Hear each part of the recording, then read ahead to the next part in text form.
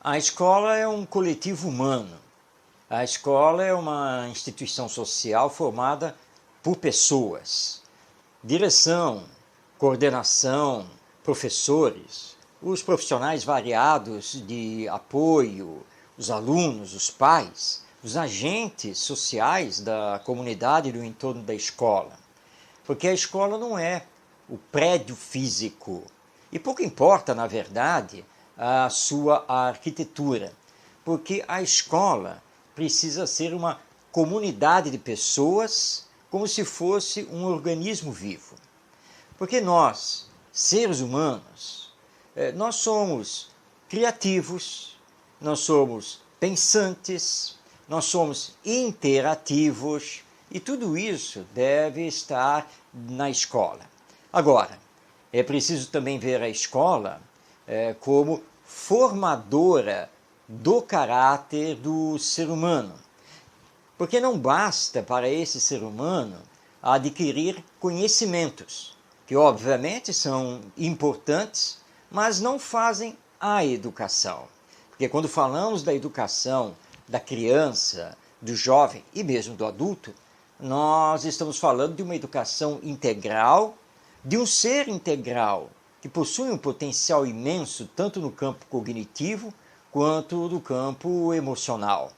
Então, a escola não pode se ater apenas a técnicas pedagógicas, a metodologia de ensino, a variações didáticas e ficar ligada quase que exclusivamente ao desenvolvimento de conteúdos de um currículo pré-programado.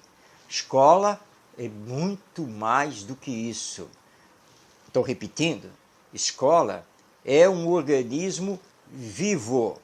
Escola é um conjunto, é um coletivo, é uma comunidade de pessoas, de seres humanos que estão em interação e todos, sem exceção, em desenvolvimento e procurando a melhor formação para exercer a sua cidadania no mundo.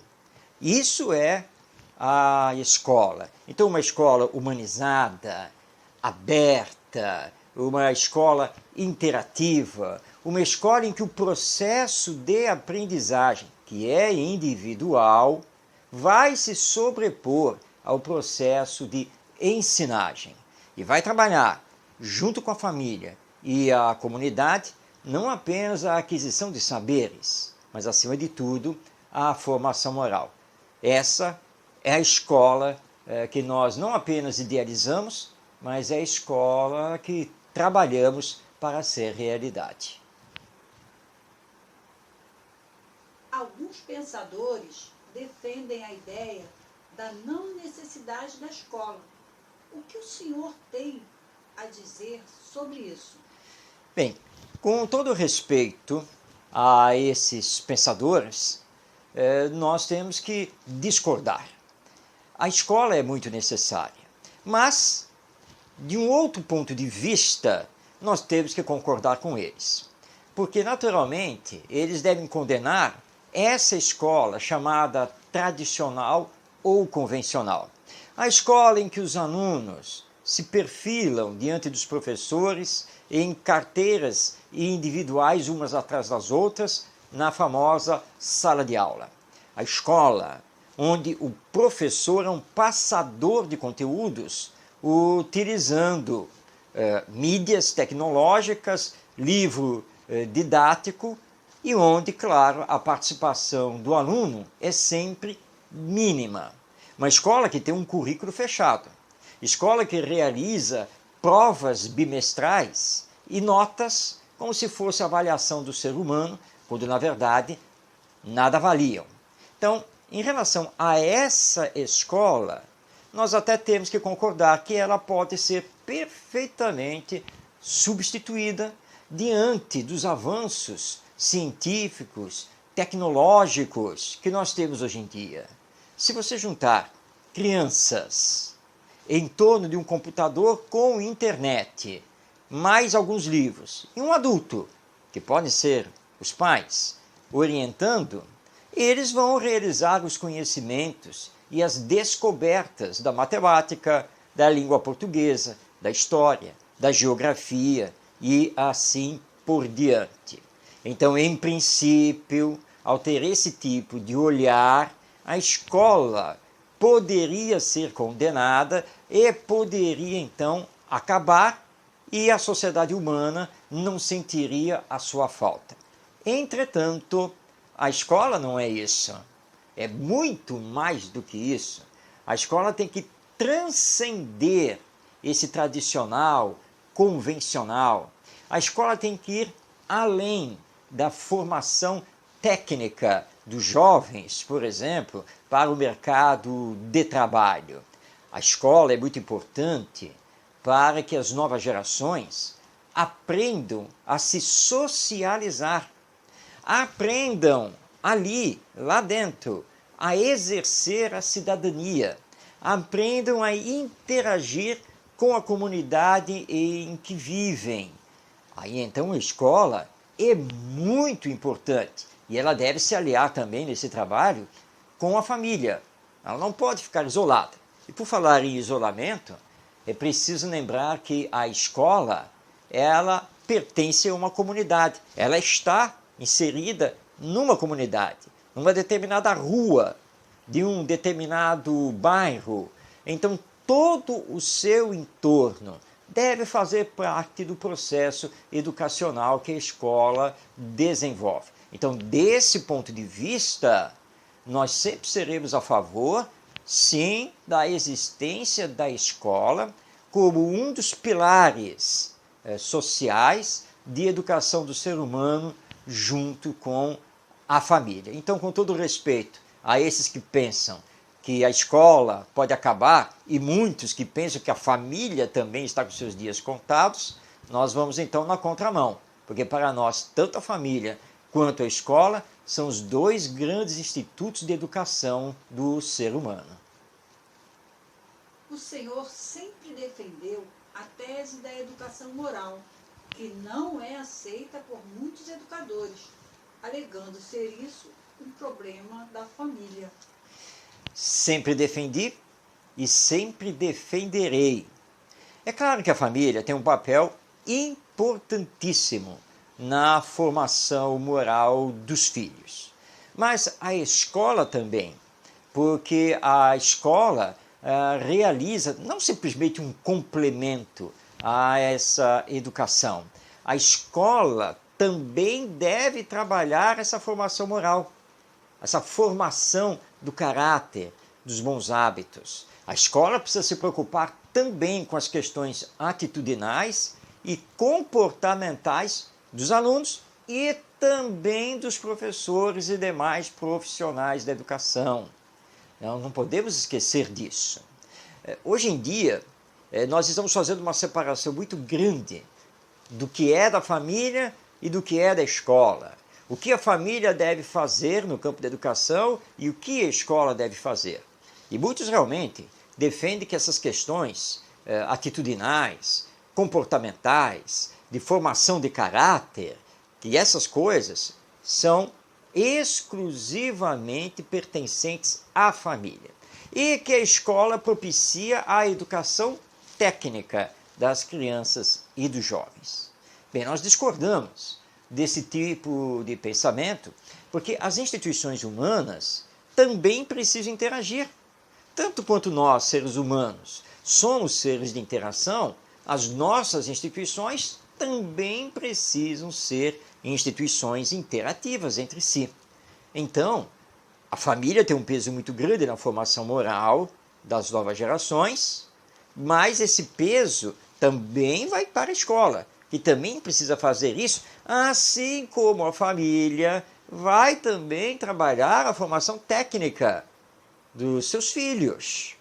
Quando os pais cobram os famosos deveres de casa, quando os pais acompanham a trajetória dos filhos lá na escola, discutem, debatem com eles o que eles serão no futuro, e pensando a nível profissional, a família está exercendo toda uma atividade, todo um trabalho toda uma influência sobre a questão do desenvolvimento cognitivo e formação técnica. Mas isso não pertenceria somente à escola, mas na realidade, como nós vemos, pertence também à família. E, portanto, a formação moral, o desenvolvimento do caráter, levar aquela criança, aquele jovem a ser ético e solidário, também é trabalho, também é dever da escola. Então, duas instituições humanas que precisam unir esforços. Isso que é o mais importante. Nós vemos quantas pessoas que estão aí como grandes empresários ou como autoridades públicas governamentais e que possuem diversos certificados de formação. Ou seja, tecnicamente, estão mais do que bem preparados para os cargos que exercem. Mas, moralmente, não têm essa competência. Se deixam levar pelo egoísmo, pelo orgulho, pela vaidade, pela indiferença. Se deixam corromper, corrompem os outros. Promovem leis, por exemplo, que defendem apenas interesses individuais ou de grupos. É isso que nós temos assistido, porque falta a essas pessoas o sentimento. E sentimento é uma questão moral. Sentimento é uma virtude. E, portanto, a escola não pode deixar isso apenas e tão somente para a família.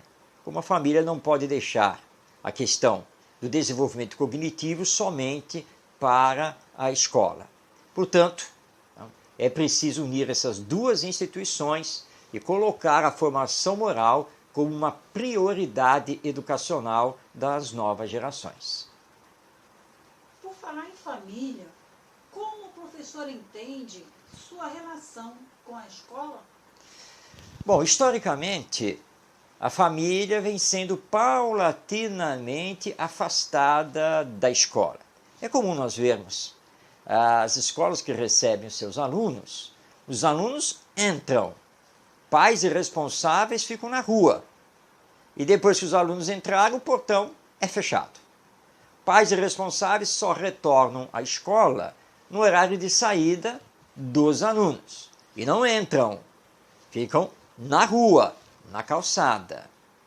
Os pais, quando muito, conseguem participar da escola quando existe a famosa reunião de pais, mas que é uma reunião que precisa ser transformada, porque os professores precisam compreender que essas reuniões não existem apenas para se queixarem junto aos pais dos seus alunos. Lembrando que os alunos são filhos desses pais e desses responsáveis. Então, a escola precisa ser aberta. A escola precisa permitir que pais responsáveis participem dela. A escola precisa ir até os pais para conhecê-los, conhecer a realidade sociocultural dessa família, de onde vem esse aluno.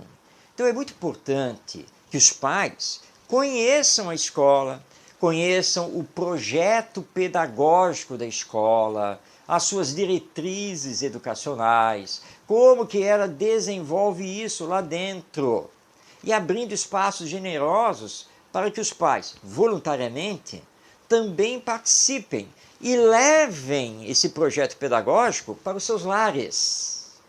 É isso que está faltando. Nós precisamos repetir o exemplo de Pestalozzi, que lá no Instituto de Yverdon, na Suíça, que ele dirigiu de 1804 a 1824, ele fazia com que pais irresponsáveis não apenas participassem da escola, mas até vivessem dentro da escola, porque era uma escola de regime integral, no formato de internato. E os pais participavam, os pais até estudavam, faziam cursos especiais dentro do instituto. Por que não podemos resgatar isso, renovando, portanto, a escola, a família e a educação? Então, repetindo mais uma vez, escola e família precisam trabalhar juntos, unidos, integrados para a melhor educação das novas gerações. as graves questões da violência e da corrupção. Isso passa pela educação? Não resta dúvida. Somente a educação poderá resolver essas questões ligadas à violência, à corrupção e outras. Mas deixo claro aqui que isso só vai acontecer quando entendermos a educação do ponto de vista moral. Nós não estamos vivendo uma crise econômica. Também não estamos vivendo uma crise de segurança pública, nem tampouco uma crise política. Nós estamos vivendo uma crise de valores, valores humanos, que é, portanto, uma crise moral. Está faltando ética na educação. E grandes educadores brasileiros já falaram isso. Basta deitarmos o nosso olhar para Anísio Teixeira, Lauro de Oliveira Lima, Paulo Freire e tantos outros. Todos eles sempre apontaram essa gravíssima questão. Falta de ética, falta dessa formação. E quando o ser não tem essa formação, não possui ideais superiores, ele vai apelar para a violência e para a corrupção. Então, isso vai passar pela educação. Talvez, como dizia Paulo Freire, nós não possamos aqui afirmar que a educação é a salvação para tudo na sociedade humana. Não. Mas não resta nenhuma dúvida que as mais variadas soluções passam pela educação. E é preciso, urgentemente, que debatamos o que entendemos por educação, as suas finalidades maiores. Porque hoje ela está perdida, tanto na família quanto na escola. Na maioria das escolas, com as suas honrosas exceções, nós não temos mais a educação em movimento. Nós temos a ensinagem, nós temos a memorização, a instrução, a aquisição de 1000 conhecimentos. Mas educação é mais do que isso. Então, se queremos realmente ter uma sociedade livre, tanto da violência quanto da corrupção, só existe um caminho, que é a educação moral, é a educação que trabalha as virtudes, a ética, é a educação que trabalha os valores humanos e forma cidadãos conscientes, não apenas de si mesmos, mas da coletividade. É, portanto, a educação moral que está faltando. O sociólogo Milton Santos dizia que a hipocrisia é uma instituição no meio educacional. Isso é verdadeiro?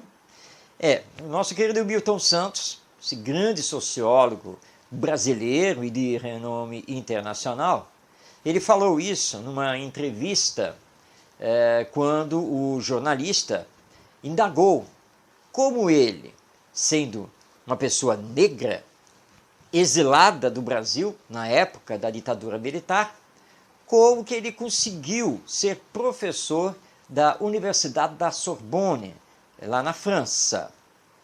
E se ele não havia sofrido o que hoje nós chamamos do bullying racial, o preconceito e a discriminação. Foi quando ele então sorriu e respondeu a esse jornalista que a hipocrisia é uma instituição no nosso meio educacional. Ele tem razão, porque isso é o que mais acontece. Nós vemos professores que lutam para puxar o tapete dos seus colegas. Nós vemos professores, e isso ocorrendo no sistema público de ensino, que abrem processos contra os seus colegas simplesmente para tirá-los do caminho para assumir um cargo administrativo, por exemplo, ou para que um projeto pedagógico mais inovador e que vai dar trabalho não seja implantado lá na escola. Afinal de contas, é muito melhor viver na zona de conforto que já foi constituída. Então, realmente, a hipocrisia ela está dentro, sim, do sistema escolar, do sistema educacional. Nós tivemos, em certa ocasião, a fala de uma professora concursada, exercendo o magistério na rede pública de ensino, que, ao dirigir a palavra para nós, disse mais ou menos assim: ser professora e trabalhar numa escola é tudo de ruim que pode acontecer na vida. Ela era professora e estávamos numa universidade, no auditório da Faculdade de Pedagogia, fazendo uma palestra. E ela estava fazendo o curso de Pedagogia. Então aqui cabem várias indagações, porque se escola, alunos, educação é tudo de ruim que existe, por que se está no magistério? Por que se está professor ou professora? E por que fazer de uma faculdade de pedagogia? Não é melhor pegar outro rumo na vida do que jogar as suas frustrações, seus preconceitos sobre esses alunos?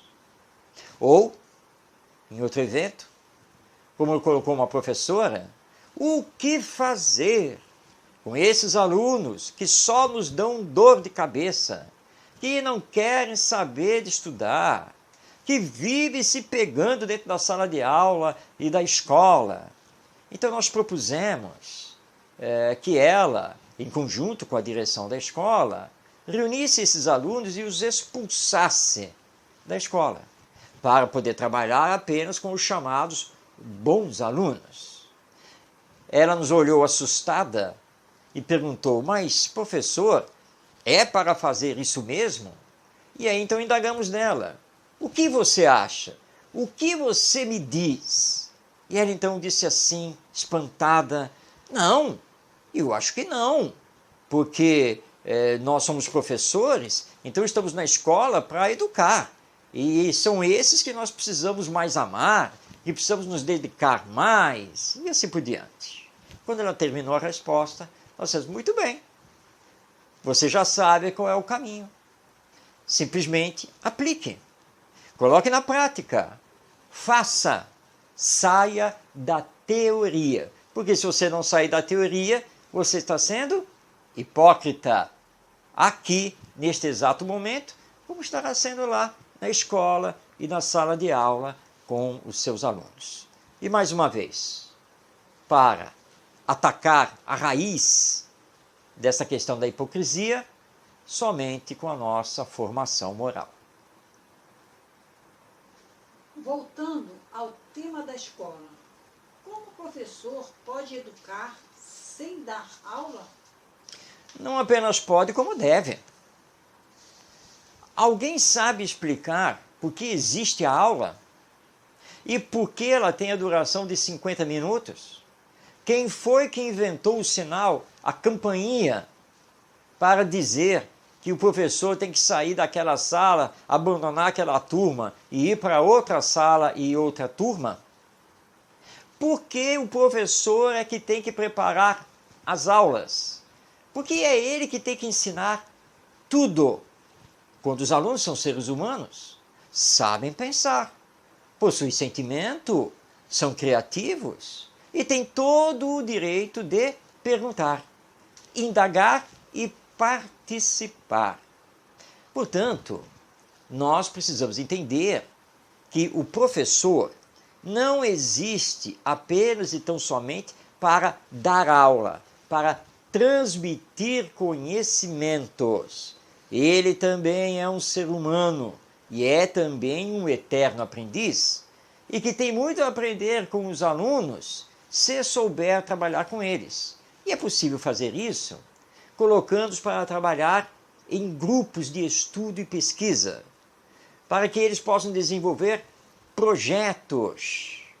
E esses projetos, obviamente, com finalidades, objetivos, prazos, dinâmica, apresentação final, uma avaliação que vai levar em conta não memorização de conteúdos em provas, Aliás, as provas devem ser abolidas, mas uma avaliação que vai verificar o progresso integral desse aluno. Portanto, é um processo centrado na aprendizagem, que os alunos possam desenvolver missões, formar grupos de responsabilidade dentro da escola, gerirem a biblioteca, etc., etc. É a escola viva, como um organismo vivo, de interação de pessoas, de seres humanos. E aí o professor vai descobrir que é muito melhor, não apenas para ele, mas para os alunos e para todo o processo educacional, ele deixar de ser o ministrador de aulas, o auleiro, como dizia Pedro Démon, para ser o facilitador e orientador do processo de aprendizagem. Claro que seguindo um planejamento pedagógico, todo um projeto, porque não é uma coisa solta. Mas aí ele vai descobrir que a educação, ela se faz sem que ele precise dar aula. Porque aí ele deixa de ser auleiro, professor, para ser, de fato, educador. Qual é a importância do exemplo no ato de educar? O exemplo é a maior força do educador no processo de educação. Muitos professores não estão nem aí com o exemplo que dão aos seus alunos dentro da escola. Mas os alunos, sejam crianças, adolescentes ou jovens, estão sempre olhando para os professores, como olham para os seus pais, e têm a tendência de seguir os seus exemplos. Então, o professor precisa tomar muito cuidado com o que diz, com o que pensa e com o que faz dentro da escola. Como exigir que os alunos, por exemplo, sejam disciplinados e organizados, se ele não é disciplinado e nem organizado, se vive dando aula de qualquer jeito? Como exigir que os alunos saibam respeitar regras, se ele é o primeiro a passar por cima delas na escola? Portanto, o exemplo, tanto por parte dos professores quanto por parte dos pais, é a maior força da educação. Porque não adianta falar, não adianta dar sermão, não adianta ameaçar, não adianta colocar de castigo, informar a turma que vai fazer uma prova de arrasar, para eles aprenderem o que é bom. Nada disso educa. O que educa é o exemplo. De você, então, depois, ao sair da escola, você recordar aquele professor ou aquela professora para todo o sempre da sua vida. Porque esse professor ou essa professora, eles foram verdadeiros educadores e souberam não apenas ensinar, não apenas trabalhar junto, mas souberam exemplificar, dar o próprio exemplo. E é isso que marca uma vida e uma geração inteira. Como discípulo de Pestalozzi, o senhor também acredita que o amor é a base da educação? Sem dúvida. Pestalozzi, Johann Heinrich Pestalozzi, ou traduzindo para o português, João Henrique Pestalozzi, viveu de 1746 a 1827 e dirigiu o famoso Instituto de Yverdon, de 1804 a 1824, na Suíça, portanto, no início do século XIX. Pestalozzi foi um revolucionário, transformador da educação e da escola. E seu lema era justamente esse: o amor como fundamento, como base da educação. E dizia que a escola deveria ser uma família, uma grande família, que os professores deveriam ser segundos pais e segundas mães daquelas crianças e daqueles jovens. Mas para isso, eles precisavam ter muito amor, como normalmente se espera que os pais tenham com os seus filhos. E sem amor, a escola não é viva. Sem amor, a escola não é humanizada. Sem amor, a escola é fria. Sem amor, a escola não consegue ser interativa, criativa, porque o amor é a base da vida.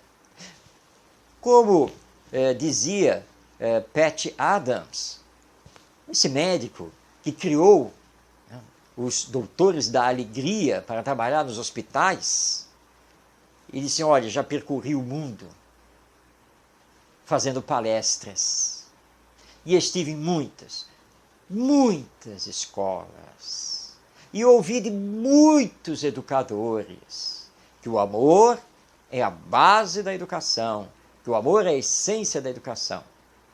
Mas em nenhum lugar deste mundo, em nenhum país, encontrei uma escola que trabalhe o amor. Encontrei escolas que trabalham a geografia, a matemática, a história, a física, a química, mas não o amor.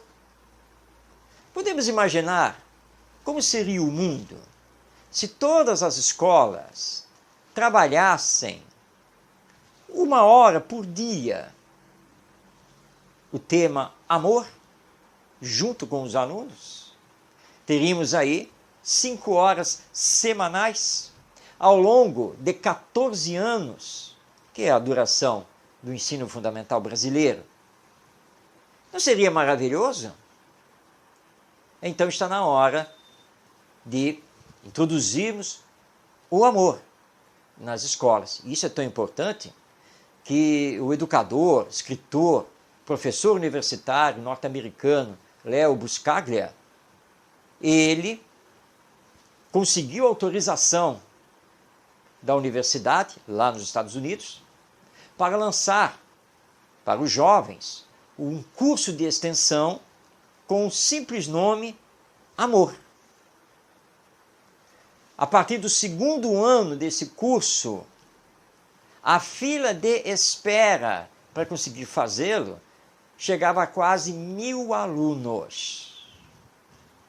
Todo mundo querendo debater o amor, entender o amor, como colocar em prática o amor, porque é o amor que vai fazer a não violência.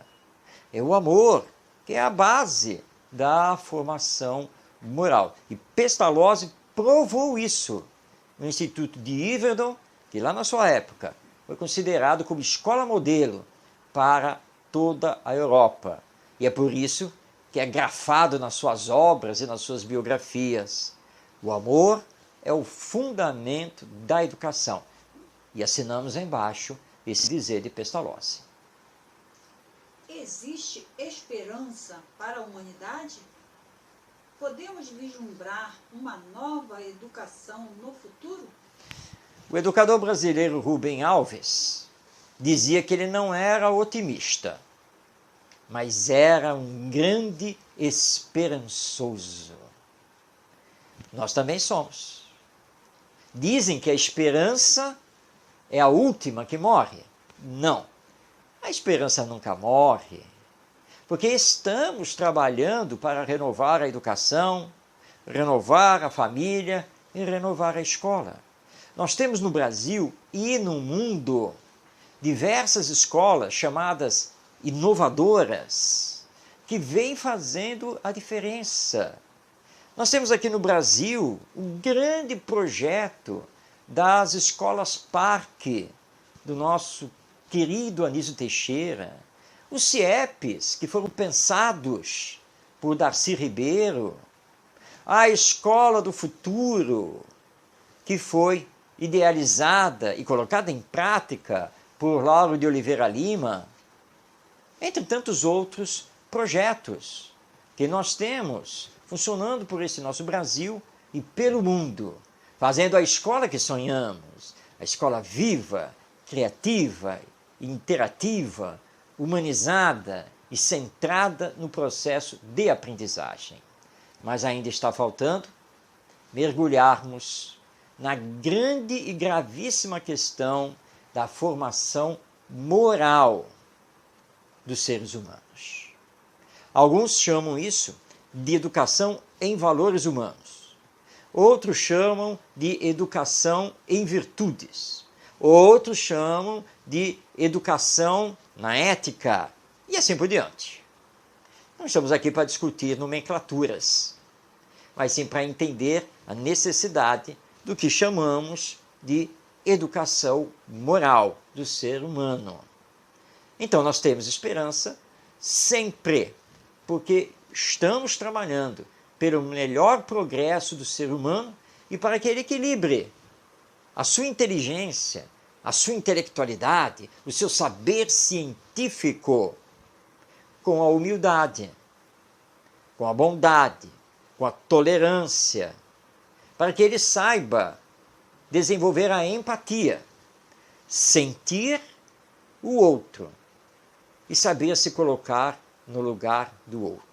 Portanto, nós podemos aqui apresentar mais 2 pilares essenciais da educação. O primeiro, aprender a amar o outro ser humano que vive conosco. E o segundo pilar, aprender a fazer a ele somente o que gostaríamos que ele nos fizesse. E trabalhando isso, não temos nenhuma dúvida que a esperança, ela sempre crescerá, porque nesse caminho educacional nós teremos lá na frente, não importa quando, uma humanidade melhor. Por isso, nós estamos semeando essas novas ideias, por isso estamos trabalhando, porque acreditamos no ser humano com todo o seu potencial, tanto quanto acreditamos na educação para a sua melhor formação.